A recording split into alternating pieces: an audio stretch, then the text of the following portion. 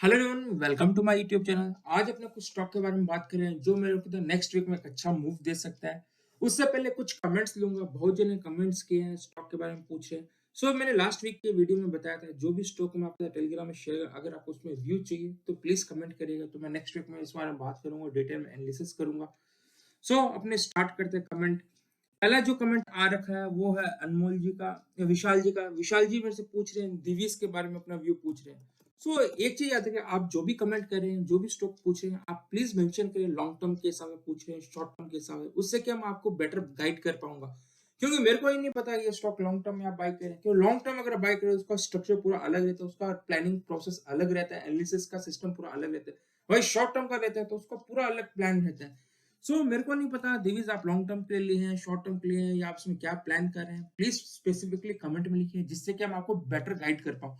अगर मैं आपकी जगह होता है, दिवीज लेग मेरे को फ्रेश एंट्री लेना होता तो मैं अभी से एंट्री नहीं लेता, क्योंकि ये स्ट्रक्चर इसमें मेरे को पॉजिटिव नहीं दिख रहा है, कहीं पे भी कुछ भी नहीं है। पर अगर आप देखेंगे, अगर आपके पास ऑलरेडी है तो मैं क्या करता, मेरा स्टॉप लॉस क्या रहता है। क्योंकि आप देखेंगे ये स्टॉक यहाँ पे पहले डाउन ट्रेंड में था, डाउन ट्रेंड से धीरे धीरे अप ट्रेंड की तरफ शिफ्ट हो रहा है। और अगर आप देखेंगे इंपॉर्टेंट चीज, अगर ये धीरे धीरे अपना जो लो बेस है, लोअर्स है, वो ऊपर की तरफ शिफ्ट कर रहा है और बार बार 200 के पास आके सपोर्ट ले रहा है। ओवरऑल स्ट्रक्चर ये बता रहा है ये धीरे धीरे स्टॉक ऊपर की तरफ मूव के लिए रेडी है। अब ये नेगेटिव कहाँ होगा, अगर आपके पास ऑलरेडी है, अगर ये स्टॉक 3500 के नीचे क्लोज दे तो यहाँ पे जो उसका ट्रेंड था वो नेगेटिव खराब हो जाएगा, माइंड में फिर से गिरावट देखने को मिल सकती है। अब ये स्टॉक में ऊपर की तरफ मोमेंटम कम आएगा जब ये स्टॉक 3850 के ऊपर अगर निकलता है, सस्टेन करता है, तो मेरे को लगता है इसमें अच्छा मोमेंटम आ सकता है। अगर इस एरिया में है तो आपको नया कोई प्लान नहीं करना चाहिए। अगर इसके ऊपर निकलता है, आपके पास ऑलरेडी है, तो यहाँ पे आप और ऐड कर सकते हैं। वही अगर ये स्टॉक इसके नीचे जाता है तो यहाँ पे अगर कुछ क्वांटिटी है तो रिड्यूस कर सकते हैं, एग्जिट कर सकते हैं। इसके बारे में बात हो गया दिवीज लैब के बारे में। नेक्स्ट जो स्टॉक वो पूछ रहे हैं वो है नौकरी डॉट कॉम। नौकरी हो गया, इन्फो हो गया। इन्फोएज अभी जो स्ट्रक्चर बन रहा है मेरे को पॉजिटिव लग रहा है, कोई खराबी नहीं है। आप देख सकते हैं इन्फोएज यहाँ पे पहले डाउन ट्रेंड में था, अब धीरे धीरे ये अपना जो ट्रेंड अप की तरफ शिफ्ट कर रहा है। ये धीरे धीरे अपना जो लोज ऊपर की तरफ शिफ्ट कर रहा है और इसका स्ट्रक्चर पॉजिटिव है। इसमें मोमेंटम कहाँ है, अगर पास ऑलरेडी है, अगर ये 4800 के नीचे जाता है तो उसका स्ट्रक्चर नेगेटिव हो जाएगा। वही अगर ये यहाँ पे टाइम स्पेंड करके ब्रेकआउट देता है, जो कि है 5250 के ऊपर ये निकलता है, तो मेरे को लगता है इसमें पॉजिटिव मोमेंटम देखने को मिल सकता है। आने वाले दिनों में एक बड़ा मूव भी देखने को मिल सकता है। ये स्टॉक अगर 4800 के नीचे जाता है तो नेगेटिव है, अगर ये टाइम स्पेंड करके 5250 के ऊपर निकलता है तो इसमें पॉजिटिव मोमेंटम देखने को मिल सकता है। नेक्स्ट स्टॉक के बारे में बात करते हैं। वो पूछ रहे जीएमएम और अनूप इंजीनियर। अनूप इंजीनियर इस वीक का मेरे बेस्ट सेटअप में से था। पहले अपने जीएमएम का बात कर लेते, फिर अनूप के बारे में डिटेल में बताऊंगा इस वीक मेरा क्या ट्रेड प्लान है, उसमें मैं क्या सोच रहा हूँ। जीएम पॉडल अगर आप देखेंगे बहुत टाइम से पहले बहुत अच्छा मूव दिया था, ये एक अच्छा लीडर बना था। अब जाके आप देखिए कंसोलिडेट कर रहा है। मैं आपको क्यों बोलता हूँ, कोई भी स्टॉक अगर बड़ा मूव देता है वो कंसोलिडेशन फेज में जाता है। आप देखेंगे यहाँ पे इसने 2020 के अंदर इसका जो लो था वो 500 था, 500 से 2200 गया। अब देखिए 2200 जाने के बाद इसका स्टॉक का धीरे धीरे रिजल्ट भी खराब हुआ, अब ये कंसोलिडेशन फेज में है। इसमें अगर आपके पास ऑलरेडी है, इसका जो मेजर सपोर्ट है अगर आप देखेंगे बार बार इस एरिया के पास आके क्लोज दे रहा, सस्टेन कर रहा है। अगर ये 1400 के नीचे जाता है तो मेरे को लगता है आने वाले दिनों में इसमें गिरावट देखने को मिल सकती है। जब तक ये 1400 के ऊपर सस्टेन है, इसमें पॉजिटिव है। अब ऊपर में मोमेंटम इसमें कहाँ आएगा, अगर ये स्टॉक ये लेवल जो कि 1800 के ऊपर निकलता है तो मेरे को लगता है मोमेंटम आ सकता है। आपके पास ऑलरेडी अगर है तो यहाँ पे कुछ ऐड नहीं करना चाहिए। अगर आप 1800 के ऊपर सस्टेन करते तब यहाँ पे पिरामिडिंग करना चाहिए, क्योंकि अल्टीमेटली बार बार आपको बोलता हूँ सबके पास कैपिटल लिमिटेड। अगर आप इस एरिया में लेते हैं और ये अगर स्टॉक 1 साल 2 साल भी साइड में, तो आपको अपॉर्चुनिटी बहुत सारी मिस हो जाएगी।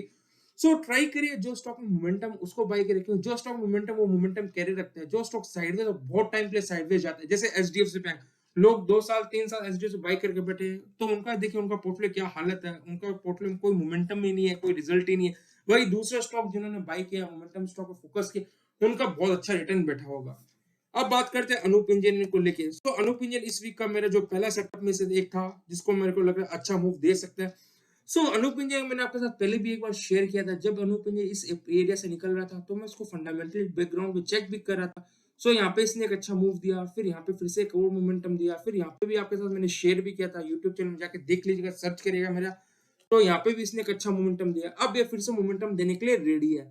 सो अनूप इंजीनियर मोमेंटम कहाँ बने, अगर ये 3051 के ऊपर निकलता है, मेरे को लगता है आने वाले वीक में अच्छा मूव दे सकता है।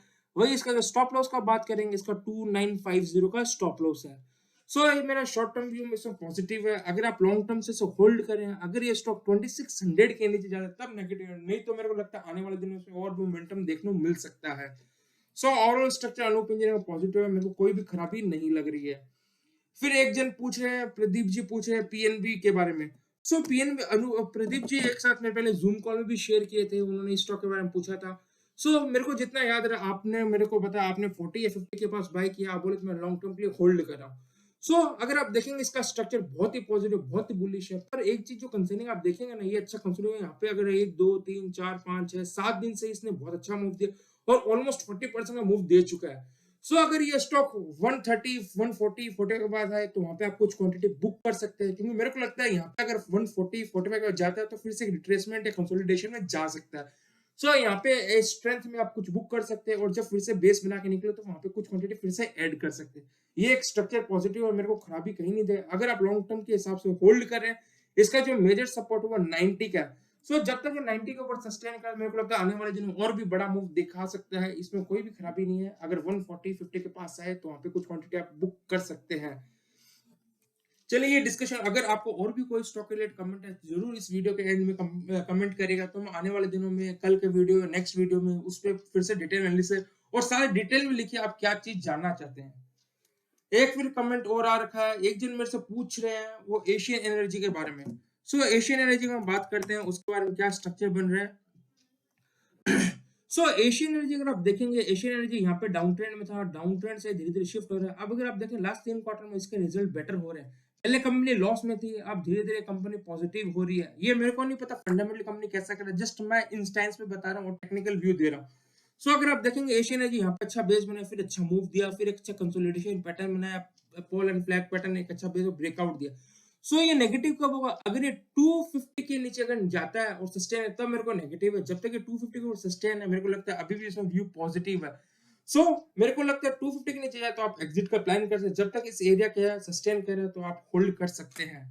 चलिए अपना ये सारा डिस्कस हो गया, अब बात करते हैं नेक्स्ट वीक का कौन सा स्टॉक में मोमेंटम है। पहला स्टॉक जो मैंने आपको शेयर कर चुका हूं अनूप इंजीनियर, इसके बारे में ऑलरेडी डिस्कस कर चुका हूं। नेक्स्ट स्टॉक जो मेरे को लगता है नेक्स्ट वीक अच्छा मूव दे सकता है वो ड्रेजिंग कॉर्प। सो ड्रेजिंग कॉर्प पीएसयू पैक्ट है, मेरे को लगता है इसमें बहुत अच्छा बेस बना के निकला, ब्रेकआउट दिया, इसने फर्स्ट टाइम यहाँ पे पुल बैक किया।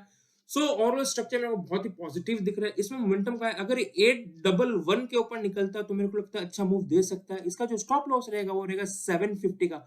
सो इस स्टॉक पे नजर बना के रखिए, मेरे को लगता है नेक्स्ट वीक में एक अच्छा मूव दे सकता है।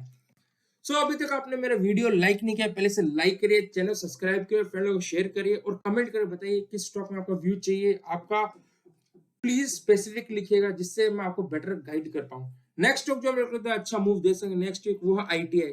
सो अगर आप देखें आईटीआई ने यहाँ पे बहुत अच्छा मूव दिया, फिर बेस बनाया, फिर से अच्छा मूव दिया, फिर यहाँ पे बहुत अच्छा पैटर्न बना के निकला, फिर से यहाँ पे अच्छा पैटर्न बना निकला, अब फिर से पुल बैक करा पूरा ऊपर प्रॉपर बेस पे। सो आईटीआई में मोमेंटम कहां बने, अगर ये 352 के ऊपर निकलता है, मेरे को लगता है एक अच्छा मूव देखने को मिल सकता है। इसका जो स्टॉप लॉस रहेगा वो रहेगा 331 का। होप आपको वीडियो अच्छा लगा इसे लाइक करिए, चैनल सब्सक्राइब करिए और फ्रेंड को शेयर करिए। Thank you.